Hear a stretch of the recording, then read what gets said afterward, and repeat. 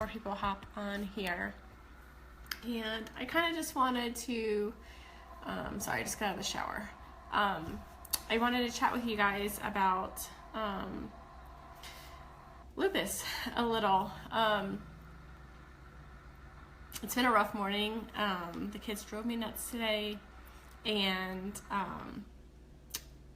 they just drive me nuts. Kids are fun. Both of them are not feeling too good, so they're super irritable, super cranky, so that's always fun.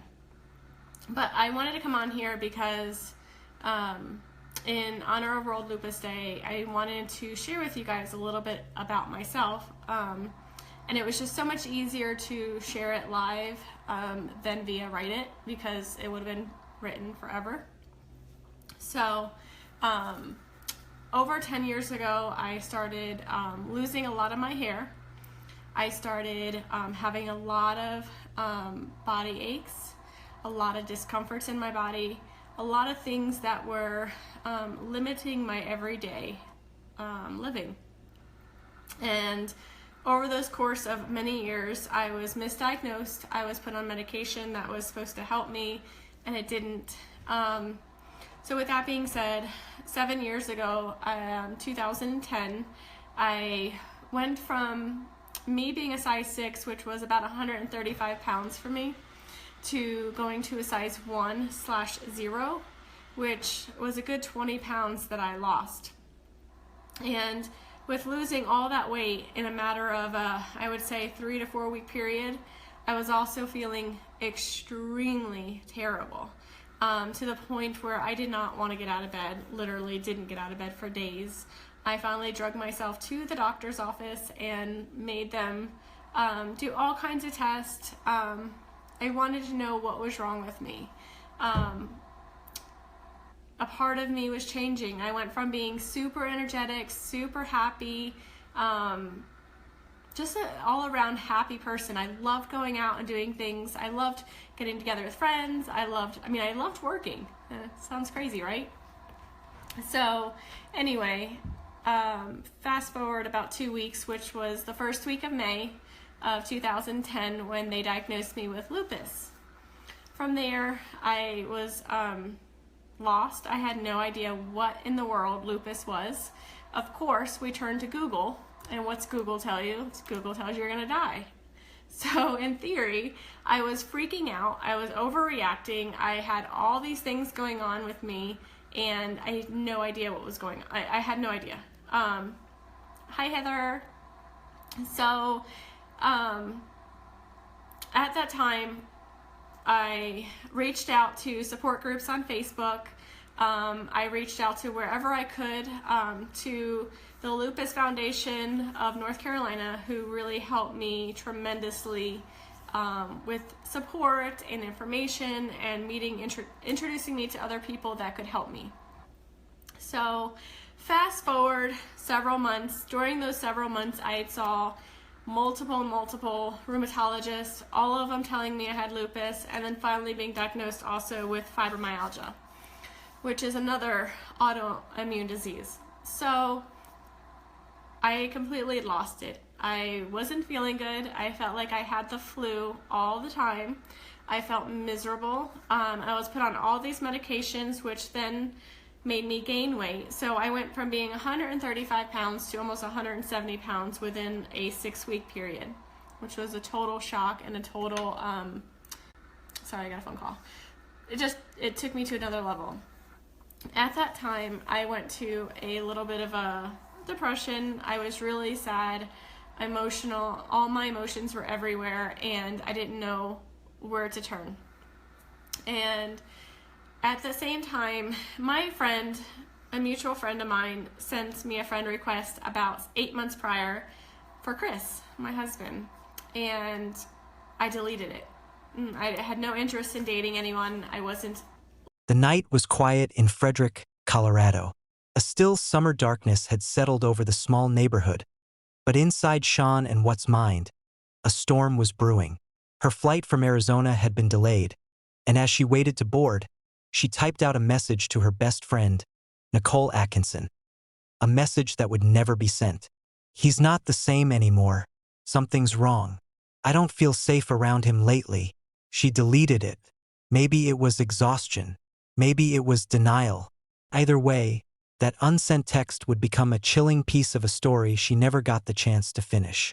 Shanann had always been a fighter, a devoted mother, a driven entrepreneur, a woman who believed in love and family. But in the weeks leading up to her death, cracks had begun to form in the life she shared online. Behind the smiling Facebook posts and cheerful videos lay a home thick with tension. Chris Watts, once the quiet and devoted husband, had grown distant, his touch colder, his eyes empty. Their phone records showed shorter conversations, delayed responses, and a sudden emotional wall. Shanann confided in her friends that she suspected another woman. What she didn't know was that her intuition was right, and the secret would soon consume everything. Her friends urged her to stay strong, to talk to Chris, to fix what was broken. She agreed. But deep down, she knew something dark had shifted, and this time, love wouldn't save her. That night, Shanann boarded the plane home, unaware that the man she was returning to had already made a decision that would end it all. Don't forget to like this video and subscribe to Dark Matters True Crime for more deep, emotional true crime stories that reveal the truth behind the headlines. From the outside, the Watts family looked like a dream. Their Facebook posts painted the image of happiness. Smiling photos, loving captions, and videos of two little girls laughing in their father's arms. This child does not sit still ever. Look at this.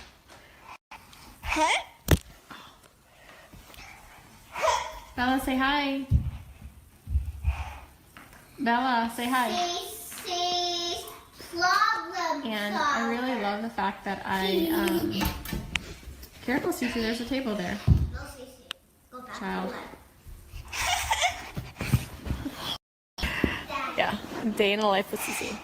And just feel blessed that we can do that. We can travel the world. One day Chris can travel that long with us.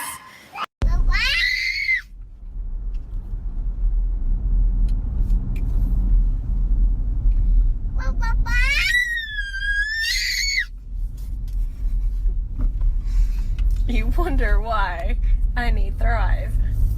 That kid right there.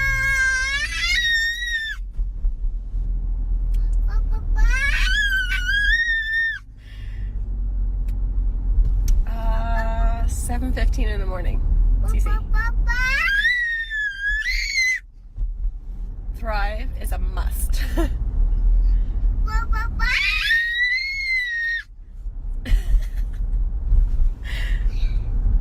High fives? Come say hi, Nana, Papa. Mimi, Papa.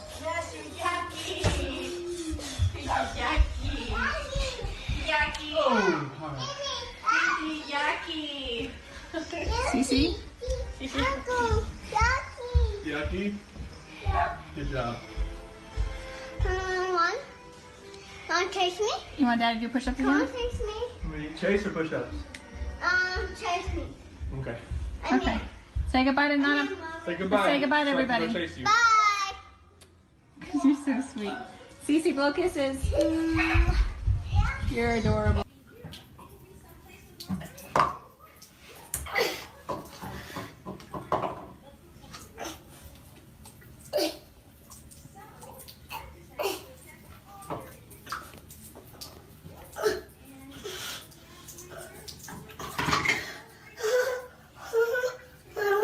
What are you doing, Cece? Are you stuck?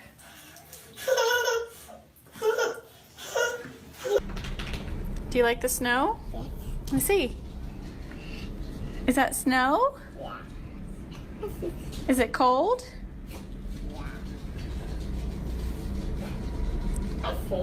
It's snow. Are you putting on your toes? Oh no. On the floor. Do you want to go play in the snow? I'm cold. It is cold, baby. Shut the door. I'm not cold. It is cold. I'm cold. I know, baby. It's cold. So rub it on the door. Oh, you're putting on your toes? It's cold. More. You want more? Yes. I'm cold. I know it's cold. To friends and neighbors, Chris and Shanann were the couple everyone admired. But behind closed doors, the cracks were spreading fast. Shanann was trying desperately to hold everything together. The house, her business, her marriage, while Chris drifted further away into silence. He had become distant, unrecognizable, and when Shanann pressed for answers, his words became clipped, rehearsed, empty. Her friends later said they saw the change too. He wasn't looking at her the same, one recalled. It was like he had already checked out. During her business trip to Arizona, Shanann confided in her close friend, Addie, that she felt something terrible was coming. "He's not sleeping in our bed anymore," she said. "I don't know what's happening, but I can feel it." What she didn't know was that while she was hundreds of miles away, Chris was spending his nights with another woman, Nicole Kessinger. The affair had rekindled something dark inside him. A fantasy of freedom, a life without responsibility, without the family he once adored. He told Nicole he was almost divorced. He told Shanann and everything was fine. And in between those lies, he began to imagine a new life, one that could only exist if his old one disappeared. When Shanann's plane landed that early August morning, she walked into her home unaware that her husband's mask of perfection was gone for good. When Shanann walked through the front door of her Colorado home just after 2 a.m. on August 13, 2018, the house was eerily quiet. The girls' toys were scattered where they'd left them, the lights dim, the air thick with stillness. She had no idea it would be her last night alive. In the days before her return, Shanann had felt an ache in her chest, the uneasy sense that something was deeply wrong. Chris had grown increasingly detached, and even through text messages, she could feel the emotional distance. He no longer said, "I love you." He barely asked about the baby she carried, Nico, their unborn son. Friends described how Shanann tried everything to save her marriage. Counseling, messages of reassurance, even love notes. But what she didn't realize was that Chris had already built his life elsewhere, at least in his mind. His affair with Nicole Kessinger had consumed him completely, filling him with a toxic blend of obsession and guilt. By the time Shanann arrived home that night, Chris had made up his mind. Every move was planned, every step rehearsed. Even the way he greeted her was mechanical. The man she once trusted with her life had already decided to end it. When she finally went to bed that night, exhausted and unaware, she texted one last message to her friend Nicole Atkinson, thanking her for being there. That message would be the last anyone would ever receive from Shanann. In the morning, she wouldn't answer her phone. She wouldn't respond to messages. And by noon, her friends knew something was terribly, terribly wrong. If you're drawn into this dark unraveling, don't forget to like this video and subscribe to Dark Matters True Crime. The truth only gets more haunting from here. By the next morning, August 13, 2018, the world around the Watts family began to shift. Shanann's friend, Nicole Atkinson, who had dropped her off at home just hours earlier, noticed the first red flag. Shanann missed her doctor's appointment. That was something she would never do. Nicole called, texted, waited. Nothing. Then she drove to the Watts home. The blinds were drawn. The car was still in the driveway. Shanann's shoes, the ones she always wore, were sitting by the door. Something wasn't right. She knocked. No answer. She called Chris. He sounded calm, almost too calm. He told her Shanann had taken the girls to a friend's house. But deep down, Nicole knew that wasn't true. Shanann wouldn't leave without her purse, her phone, or the girls' favorite blankets. Everything was still inside. So Nicole made a decision that would change everything. She called the police.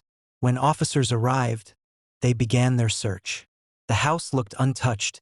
No signs of struggle, no broken glass, but everything felt off. Shanann's phone was found on the couch. Her wedding ring lay on the nightstand. And the bedsheets? Gone. Chris showed up minutes later, still wearing his work clothes, his expression unreadable. He played the role of the concerned husband, inviting police to look around, offering theories, pretending to be confused. But when one of the officers looked into his eyes, he saw something else: fear. Within hours, the neighborhood filled with police, drones, and news cameras. A missing mother, 2 missing children, a husband with a perfect smile, and a story that didn't add up. And as the world watched, the mask Chris Watts had worn for years began to crack.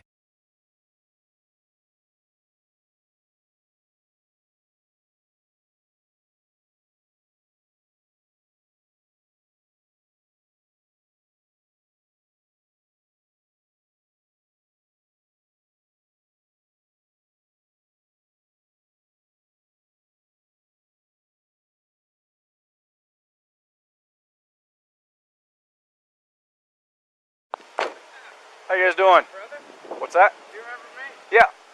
Hey man, How you been? Hi. You Nicole? Yes.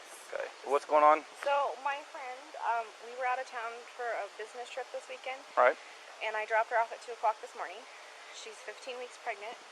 She wasn't feeling well, and she had a doctor's appointment this morning at 9, and I told her to let me know if she needed me to take her. She's got 2 little girls, and she was very distraught over the weekend, wasn't eating normally or drinking, and we kept trying to force it on her because she's pregnant. Mm-hmm. Her husband and her supposedly are separating, but she didn't know this. She thought they were just having issues. He disclosed that to me today. Okay. Because I called him and I was like, have you talked or heard from Shanann since she left for work this morning? Because I can't get a hold of her. I've called, I've texted. Her car's in the garage. Her shoes she wears every single day are by the front door. She only has one vehicle? No, they only have the one vehicle in his work truck. Okay. That's what I'm asking. She There's took not a... the girls and went on a play date, but they're 4 and 2. She went on a play date. Why wouldn't she take in a car? They're both in car seats. And she had a doctor's appointment this morning at 9, and she didn't go to the doctor's appointment. Okay. No answer on the phone. Husband's on his way. Supposedly, but he said that 30 minutes ago when I called him again, and he said he was 45 minutes out still. And I know the code to the door. You do? I do, but there's a thing on it. There's a, no, it'll, even Chris knows you can do it. There's a, they have the thing flipped up here. Oh. What about the garage door? I don't Is know. there... And the alarm goes off. Do you mind calling him and seeing if we can get a passcode to this and get me permission to go in? Okay. I'm just gonna check the back, see if I can see anything. There's no way to get in. Right. I just want to look in all the windows, make sure I don't see anything out of... Do they?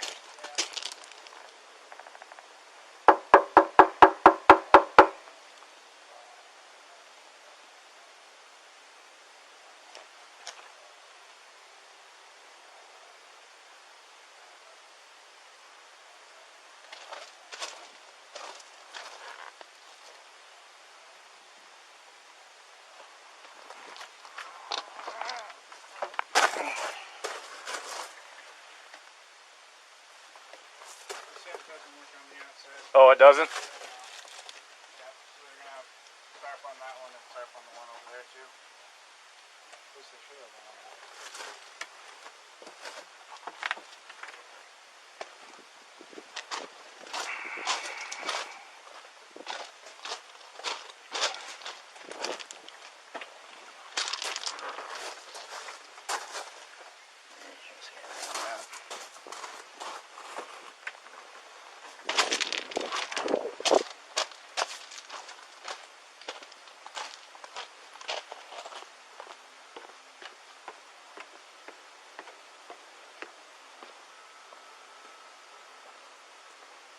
I'm assuming it's the if you can't enter the house unless you see signs of. Yep.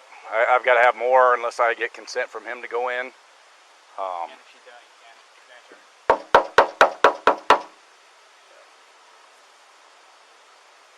Because it could be grandparents came and picked him up. You know, it could be a lot of things. She left her phone. Her phone's dead. And it doesn't change anything even if they are pregnant. No, I mean, It's different rules, but they're all about the yeah, same. If you're stable with you've got your Fourth Amendment rights to the house. Yep. I can't violate that. Yep. Told her. That's why. She's like, they'll break down the door. I'm like, no, they won't.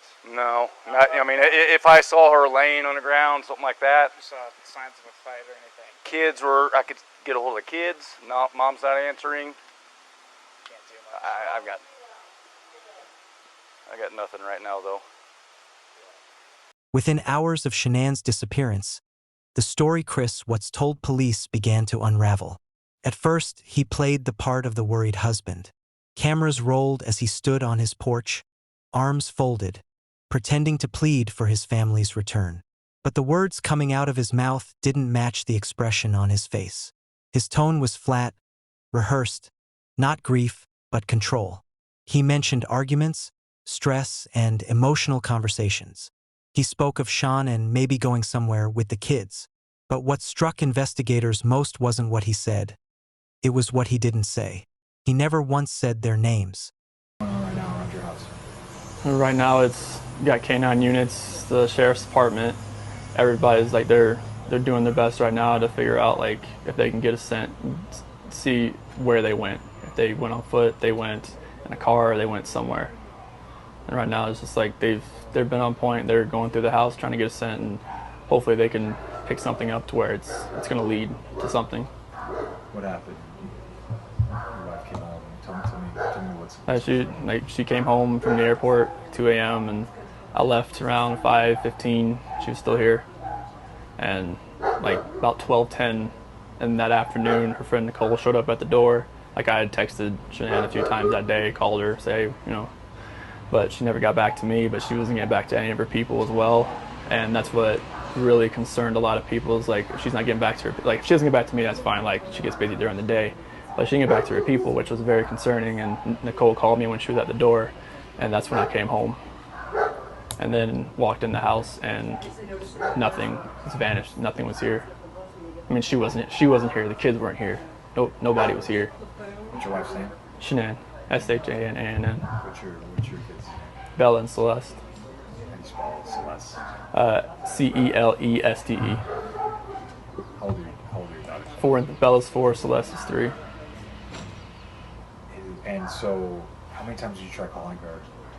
I called her 3 times, texted her about 3 times, just to say, what's going on. Like because after I called her and texted her once, it's like maybe she was just busy. Like she had just gotten back. Like everybody's probably calling her from her trip. She just got back from Arizona, and I figured she was just busy. But when her friend showed up, that's what it was like. It registered like, all right, this isn't right. Do you think she just took off? Do you think? I mean, right now I don't even want to just like throw anything out there. Like I hope that she's somewhere safe right. Inside the house, detectives noted odd details. No signs of forced entry. No signs of struggle. Yet the sheets were missing. Shanann's phone and purse were left behind. It looked less like a disappearance and more like a cover-up.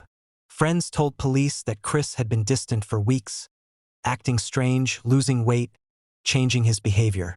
His colleagues mentioned he'd been unusually quiet at work. And then came the discovery that changed everything. He was having an affair. Police traced phone records to Nicole Kessinger, a coworker who believed Chris was separated and planning a new life with her. But the digital trail painted a darker picture. In the days before Shanann's death, Chris had searched online for how to start a new life. The perfect husband image was crumbling, replaced by a cold, calculated manipulator. By the end of that day, detectives had one clear conclusion. Chris Watts wasn't a grieving husband. He was the only suspect.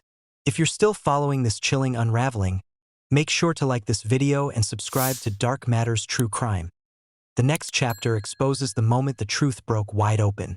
2 days after Sean and the girls vanished, investigators called Chris Watts in for questioning once more.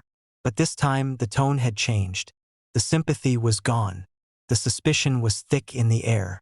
Detective Tammy Lee sat across from him, calm yet firm, her eyes locked on his every movement. She slid a clipboard across the table and said softly, "If you had nothing to do with their disappearance, you won't mind taking a polygraph." Chris nodded. He agreed. He even smiled, the same empty smile he had given the cameras. But when the test began, the machine told the truth his words couldn't. His breathing spiked. His pulse raced. Every question about Sean and the girls came back the same, deceptive. When the test ended, Detective Lee leaned in and said, "You did not pass. This is your chance to be honest. Chris's mask began to crack. His calm demeanor faded. His voice trembled. He tried to shift the blame, claiming Shanann had hurt the girls and that he had reacted. It was a desperate, twisted attempt to twist the story, to protect his own image even as his world collapsed around him. Then, in one heartbreaking moment, his father, Ronnie Watts, entered the room. Sitting across from his son, he whispered, "What happened?" Chris's shoulders slumped. His voice broke. "I did it," he said. It wasn't a full confession yet. Not the whole truth, but it was enough. Detectives left the room in silence. Outside, the weight of his words rippled through the station. The man who once begged for his family's safe return had just admitted to taking their lives. The morning after Chris's partial confession, investigators from the Frederick Police Department and the Colorado Bureau of Investigation raced against time. They needed to find Shanann and Bella and Celeste. And they needed to find them now. When pressed, Chris finally broke. In a low, detached voice, he mentioned a name, Serva 319, an oil field owned by his employer, Anadarko Petroleum. He claimed it was just a place he'd been working. But detectives knew better. That was where they'd find the truth. Within hours, officers and cadaver dogs arrived at the remote site, miles away from the Watts family home. It was silent, desolate, and surrounded by endless fields. And there, buried in the dirt near two large oil tanks, they found Shanann's shallow grave. But what came next broke even the hardest of investigators. Inside the oil tanks, the same tanks Chris had visited that morning, were the remains of Bella and Celeste. Two little girls, just 4 and 3 years old, hidden in a place no father should ever think to use. When the news reached the police station, the room fell quiet. Every officer, every agent, every person who had worked the case felt the same wave of disbelief and sorrow. This wasn't just murder.